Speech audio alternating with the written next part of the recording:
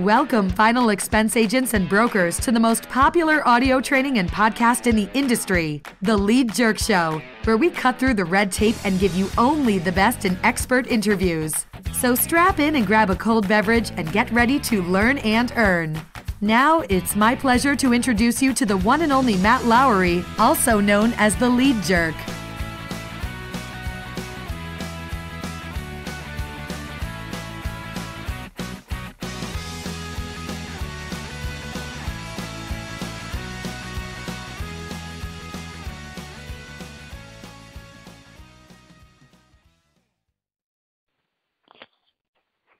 Alrighty, so I'm here with David Duford with FEAgentmentor.com, and David, why don't you give us a little intro, a little bit about your name again, your website, phone number, some contact information, and then basically just a quick summary here in the beginning of what actually you do. Sure, Matt. Well, thank you very much for having me on this call today. And again, my name is David Duford, and I am the owner and operator of Final Expense Agent Mentor at FEAgentmentor.com. And just like the description of my business describes, what I do is I focus on working with usually brand new agents to both life insurance as well as the final expense industry. And what I focus on providing for my agents is a lot more intensive one-on-one training. From the sales side of final expense to the underwriting and placement side, all the way down to the marketing and lead generation side. I'm an independent agency. We contract with all the best final expense carriers, but again, the main focus and what makes me different and Final Expense Agent Mentor different is that our goal is to develop agents into successful long-term agents and providing the resources to make that happen. Okay, excellent. Well, that sounds pretty exciting. Let me ask you something, David. I like to always ask this from any successful producer that I ever meet. How did you actually get into maybe insurance as a start, but then specifically the final expense category of insurance? Sure, that's a great question. Can I tell you the truth? Sure. Yeah, out of complete desperation. And let me explain. So when I got involved in final expense, I had a personal training fitness business. I had a really good following prior to a couple years prior to looking into the final expense industry. I was doing really well for a 22 or 23-year-old. Things are great. And, of course, just like a lot of businesses back in the Great Recession of 2008 and 2009, I lost a ton of business. Things dramatically changed, and I could see well ahead that it wasn't going back to the way it used to be. And I kind of floated around and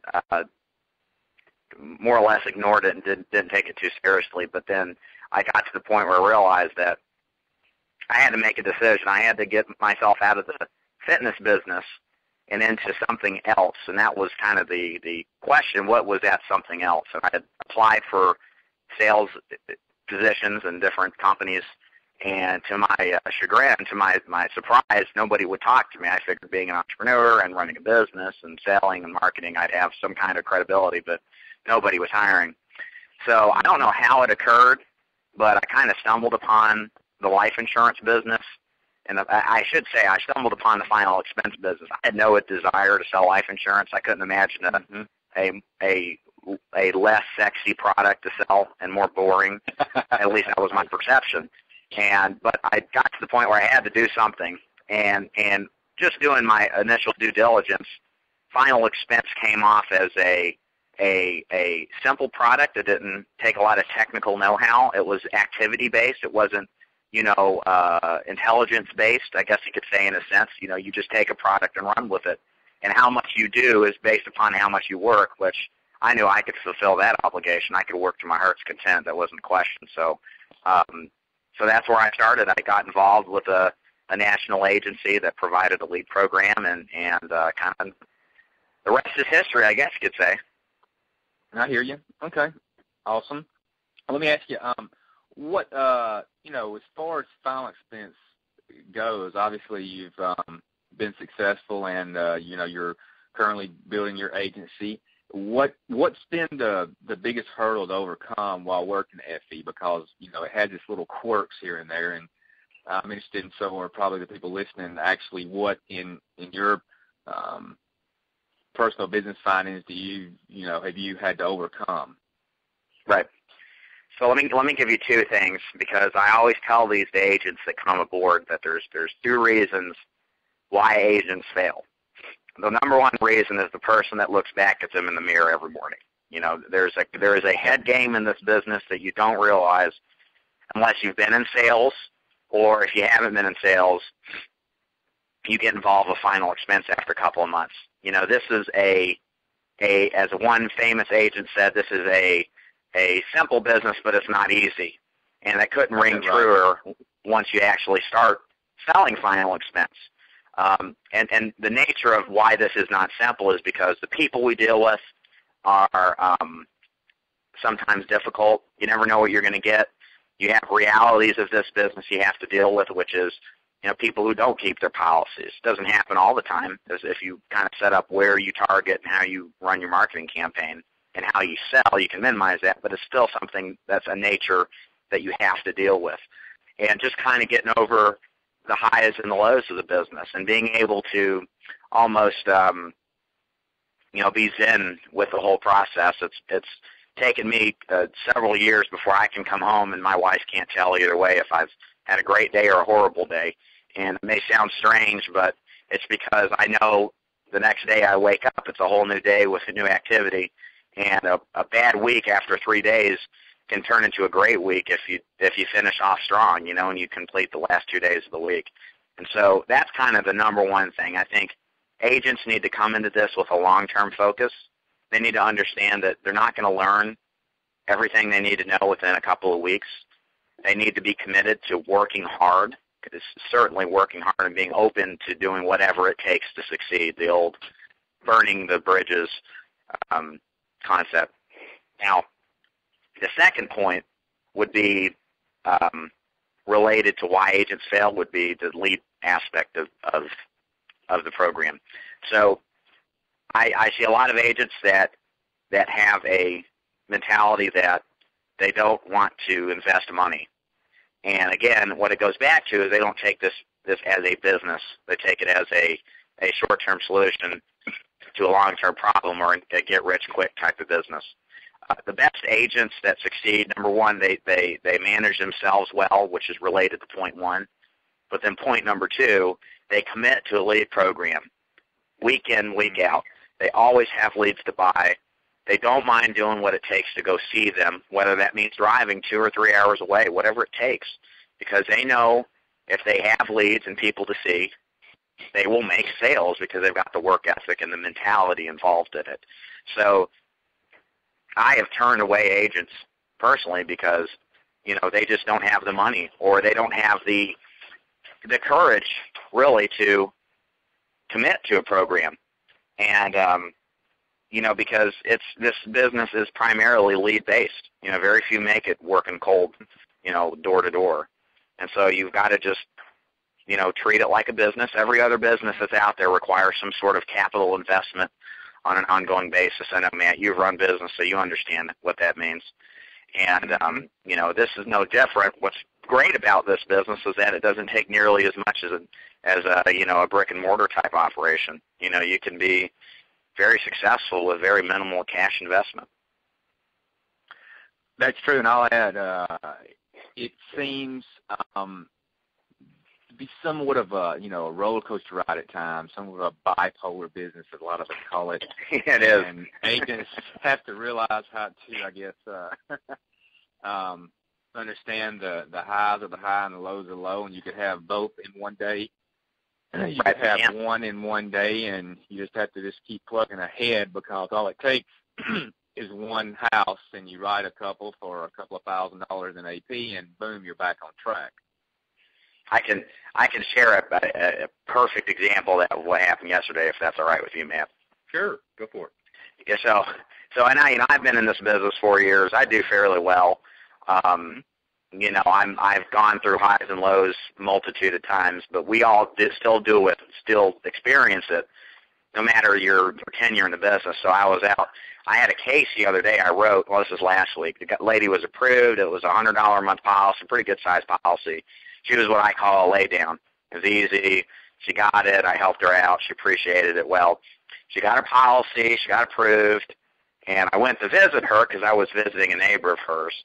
And I just stopped in, and I was actually going to talk about her Medicare coverage. And she said, "Oh, hey, Dave, hey, I was going to call you and cancel your policy." And I was like flipping out. I said, "Well, what do you mean? Why are you canceling my policy, lady?" And, she said, "Well, this other agent came in, and I had to buy what she had. It was so great. It was wonderful. And, I'm really sorry. I know you helped me out and all, but all this stuff, I wasted your time, I know, but she just said I've got double indemnity, and even though it's $15 more a month and all this stuff," and I was just like, face palming myself on the inside because I thought, are you stupid? Of course I said other choice words, but I'll keep it, reasonable here on the recording. But I tried to make my best case plea. The lady had yet to finalize some things, and she kind of put me off, which is the death knell. When you don't get a firm commitment and the cancellation, it's probably over. So she had called me yesterday to bring this full circle. She called to cancel entirely. It just couldn't make reason with this lady, and it was somewhat embarrassing, and it frustrated me. So I kind of started the day off really pissed and kind of my ego bruised. So I went and I ran some appointments, and by 5 hours later, 5 hours of running appointments, I had made a total commission of $5,000 plus. And so there you go, highs and lows in a day. I mean, I haven't been this upset about a case in a long time.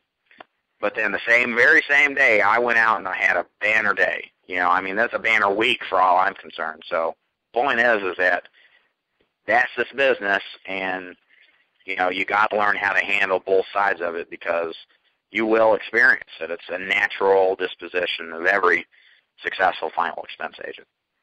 True, yeah, that's what you call putting a bad situation in the rearview mirror. You do. You have to have this ability to have. You have to have short-term amnesia. You got to have the ability to wake up the next day, kind of feeling positive and always feeling hopeful. Because if you start to dwell on the downs, it will start to poison you and help you reconsider what you're doing and how you target, and you really have to develop the ability to ignore that if you're kind of set up that way mentally. But you have to just always look at this business as, that's why I tell my agents, this is a week-to-week, if not a month-to-month business. We all are geared towards what are we going to sell today, how many appointments we run in today, which we should be with, but what happens month-to-month is way more indicative and way more consistent than what happens even day-to-day, even appointment-to-appointment. True. You touched on this briefly there for a second. What, as far as I'd venture to say that you're probably like a lot of us, at least people that actually do go out in the field and work. And, it surprises me how many agents are actually licensed and get carrier appointments that actually don't ever do anything with it. But everybody knows that you are a producer and you do have an agency and you're building it up. But what, along the way since you've been this, probably approaching close to 5 years, what marketing methods have you used and what do you employ now as far as how to get in front of people? Sure. So I do the most prevalent marketing methods are telemarketing leads and direct mail leads. And I have gone back and forth between both with most of my career doing direct mail. And when I bring agents into this business, what I tell them is my goal for you is you have to replicate what the top 10% of agents do. Final expense is nothing where we need to reinvent the wheel, okay? There are agents every day that make a great living in all parts of the country that follow fairly the same kind of marketing method, the same system. There's little variances, but the fundamentals remain. And so what are the fundamentals? The fundamentals are doing direct mail life insurance leads. And so I personally work direct mail final expense leads. The lead says life insurance.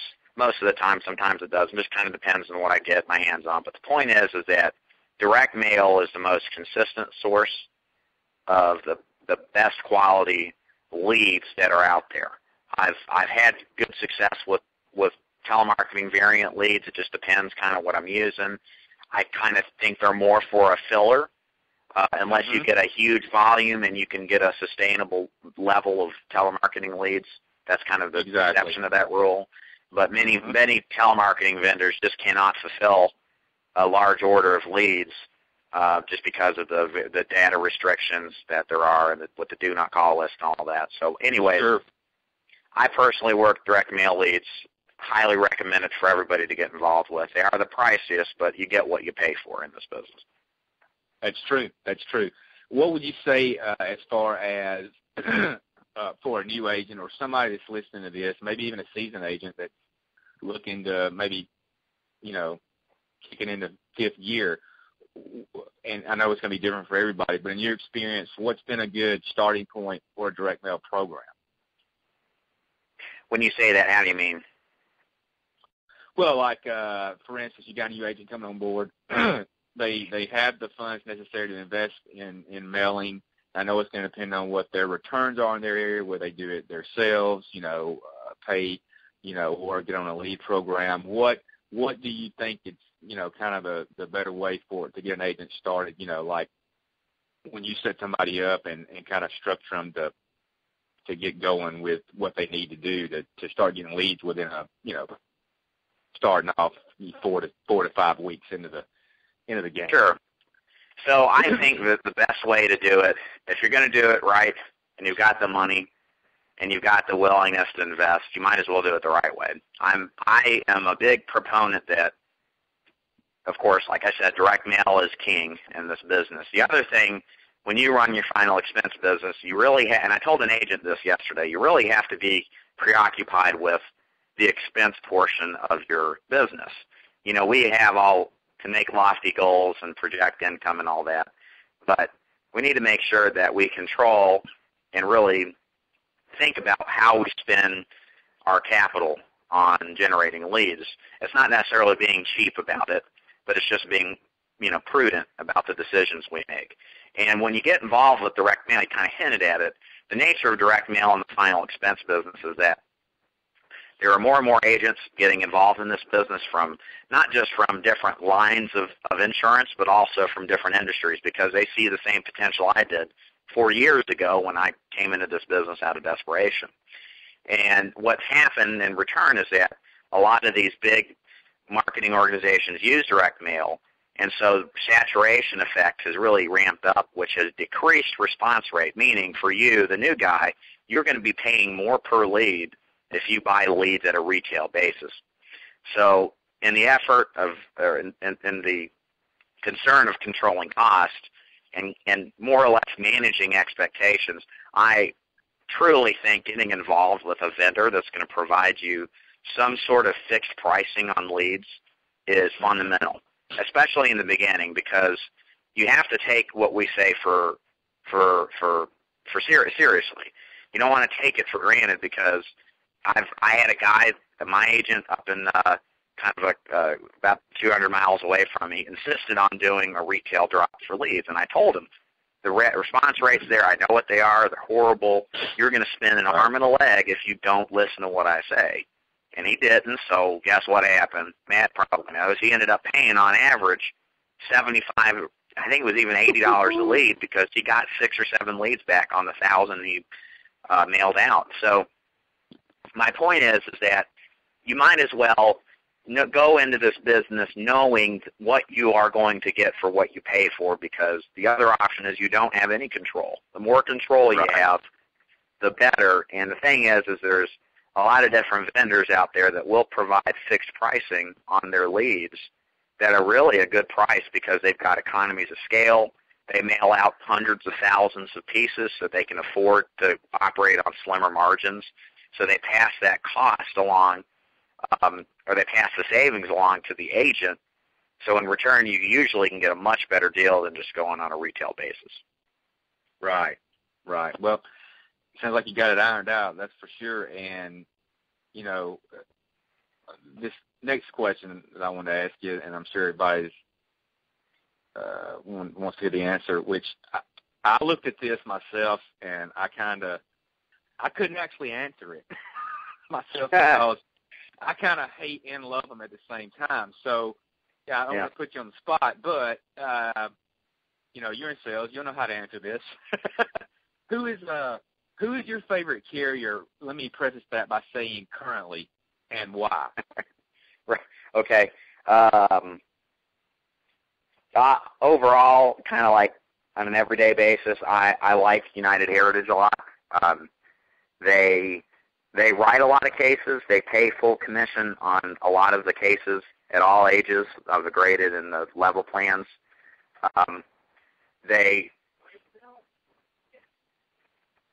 Excuse me, man. Sure. They pay good commission full commission on all cases for graded and level plan. Right. They don't have a point of sale. I do not like point of sales. Now, I don't think my personal disposition should be the same for new agents.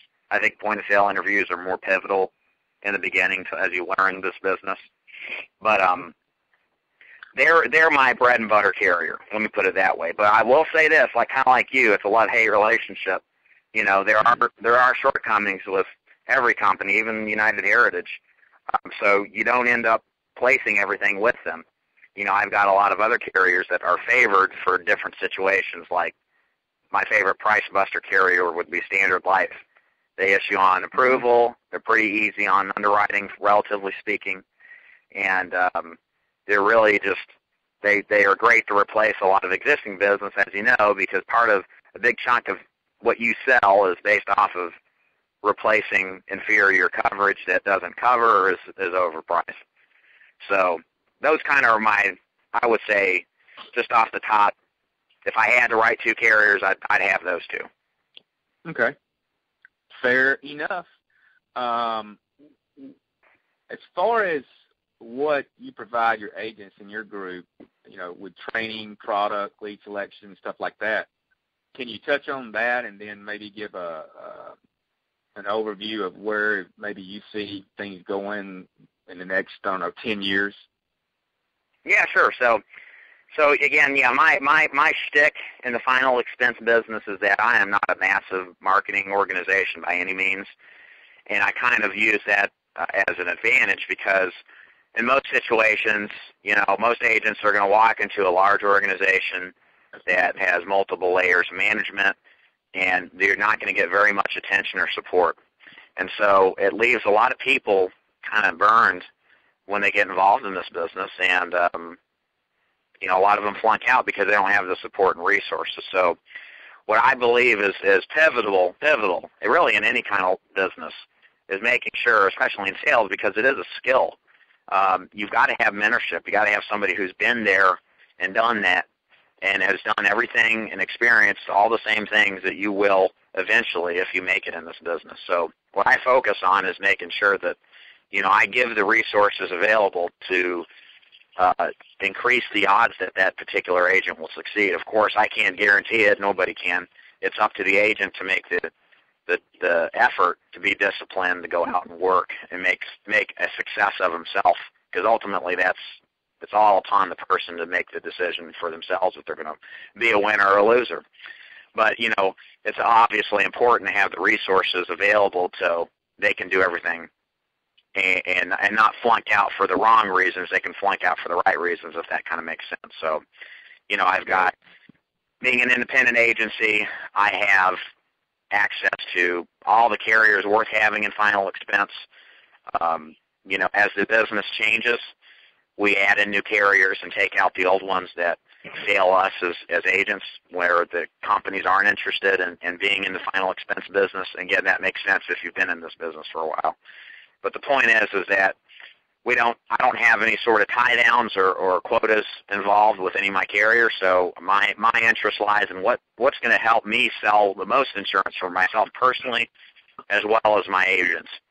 And so having that resource plus being able to get a hold of me and help through placement, that's a huge thing, because a lot of agents, they leave so much business on the table because they just don't have anybody to talk to about, hey, well, I get this case placed where this doesn't work with what I have, what carriers will take this. So, yeah, I can help agents make a lot more money with the opportunities that they have in front of them just because they've got the ability to access me, who I'm in the field every week, almost every day, and I know this business from an in-the-trenches perspective.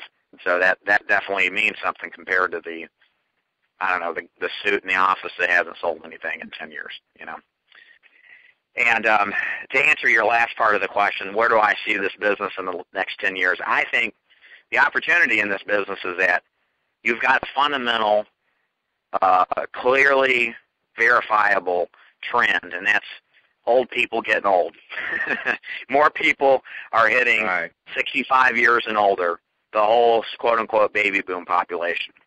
They're retiring. We have life insurance ownership at the lowest point ever, really, in the past 50 or 60 years, namely because most people have been influenced to be cheap with their life insurance ownership and own it through work. And many of these people lose their insurance, or they go disabled and then lose it that way. So there's a huge opportunity to get people covered because they don't have coverage. And then also, there's just so many players in this business that if you're set up right from the beginning and you're independent, you have accessibility to different carriers, you will find that you can write a lot of business replacing old business because it just the agents that sold it didn't do a good job as making the sale the right way, with the best price or the best value of coverage. So I think over the next 10 years, the good news is that we'll continue to see more people get old and more people who want and need insurance because prices for funerals and cremations are going up, and everybody's going to die. So, there's that fundamental element. Now, the bad side of this business is that, again, these benefits and features are obvious to everybody that does the very basic due diligence. And just like I mentioned earlier, the downside is more people are getting involved in this, which affects your response rates on direct mail and really affects every kind of lead generation. So I see an average increase of leads going up over the next 10 years. And so being able to work with an organization that can somehow help you with the cost of leads, whether that's through an average pricing on the leads or some type of guaranteeing of the expense side of the equation, that's going to be pivotal as each year goes by. Because, as you know, the other thing you got to be concerned with is, the post office is broke. They're billions in the red. Right. The taxpayers supporting posted rates, they should be double the price. And so, again, these are the things I think of as what we're going to experience. And being able, again, number one, working with somebody that can optimize your ability to sell, but also, number two, working with somebody that can minimize your exposure to expense and cost. Those two things are, really, really important if you're looking at this as a career. Yeah, and I just I'll add to that I'm hoping that along as the increases come in postage and so forth, printing and other things that are mixed into that cost, that the commission rates continue to stay at a decent level and maybe even increase. So I'll add that there at the end. Let me ask you a final question for you. Why did you specifically pick final expense over other insurance verticals? What drew you? I know you found final expense, but I'm sure, like me and like a lot of others listening, you probably looked at other areas. But for me, I looked, but I always came back after I looked at final expense, and just really at that point, it really took off for me. So when I really just put my my nose to the ground and really said, okay, I'm gonna make this happen. What attracted you to FE over other insurance categories that are available to us as licensed producers? Well, with final expense, The first thing is that it's first year commission driven, and so the commission is superior from a first year standpoint relative to car insurance or home insurance or Medicare or health insurance. It's not nearly as affected by government intrusion. That's the one thing that's always concerned me, as we've seen, and it's been proved with the whole health insurance debacle. There's health insurance agents nationally that have lost hundreds of thousands of renewals because Obama decided to cut agents out of the picture and reduce commissions and really commoditize the business. Right. So,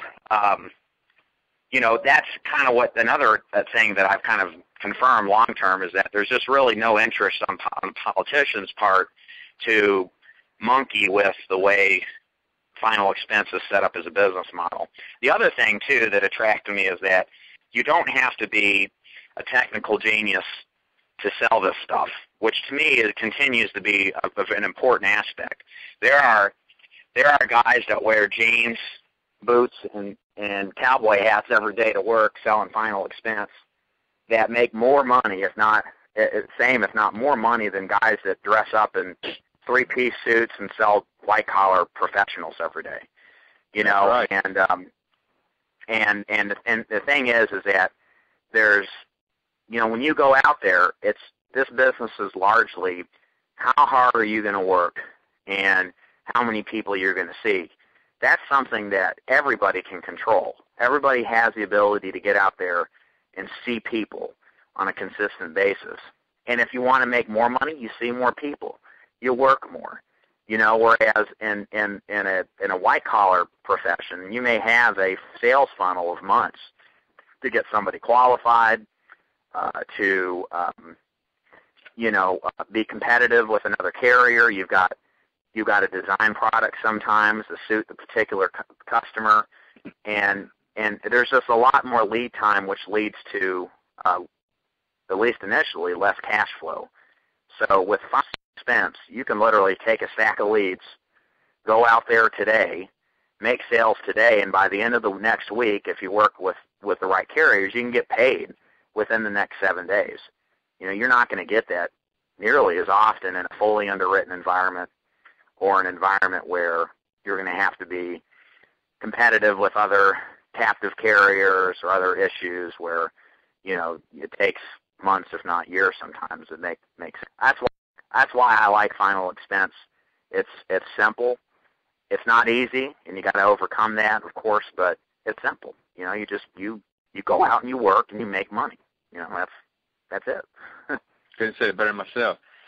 Hey, Dave, as we're winding this down, why don't you go ahead, give all your contact information for anybody listening that maybe wants to contact you and get involved with you and your group, your website, if you have an email, phone, whatever you feel comfortable giving out. Go ahead and give that out, and sure. Way, give it out a couple of times. That way, if somebody needs to grab a pen, they can do that. So, again, the best way to get a hold of me is there's really two ways to do this. First of all, you can go to feagentmentor.com, and that's F as in final, E as in expense, agentmentor.com. What I require anybody who's interested in working with me is to do a little due diligence, because I am sincerely concerned that anybody get involved in this business, they do it the right way, because there's a lot of wrong ways. There's more wrong ways than right ways. And most people don't know what they don't know. And they take people's word for how the business is and end up in debt, broke, and frustrated within a short period of time. So I always direct anybody interested with working with me to go to my website. I have videos on the website that I require everybody to watch before they actually contact me via the contact form at the bottom of the homepage, because that gives a great description of how this business is, what you should look for as a new agent in an agency. And then lastly, I have a few interview mentorship videos where you can actually see what it's like to work with me. And so that answers a lot of questions. It gets a lot of people familiar with me without them wasting time and without me wasting time answering questions they otherwise could have listened to on the videos. So that's the preferred method. the other way you can kind of see more about me and my perspective and how I look at things, you can go to my YouTube page. If you go to YouTube and then go into the search bar and put in Final Expense Agent Mentor, all separate words, you'll see my video page pop up. Go ahead and click on that. I've got a ton of training material that I just put out there for free. It's actually really good stuff, but it'll get you acclimated to how I think and what I think, and kind of give you a perspective on, hey, is this business right for me? Is it right to work with David? Does this sound like something that fits what I want out of a career? So check those two places out, Final Expense, I should say FEAgentmentor.com, or go to YouTube and put in Final Expense Agent Mentor and check out my YouTube videos there. Okay. Excellent. Well, look, I have really appreciated your time today. I know you're busy. You probably got appointments lined up. You probably got conference calls with agents lined up, all that fun stuff. So I'll wind it down. I'm going to give your website out one more time for everybody listening. It's FEAgentmentor.com. And like David said, go there, check it out. And I'm sure I guess you have maybe an email or a contact area on your website where they can get in touch with you. But yeah, going to that would be a great way to learn, about Final Expense in general, but also check out his YouTube video. So with that being said, David, I'll end the call, and I appreciate your time and giving us all a lot to chew on for the next couple of years. Well, Matt, thank you for your time. I enjoyed our conversation, and thank you again. I appreciate it. Okay. We'll talk to you later. Thanks, David. Thanks, Matt.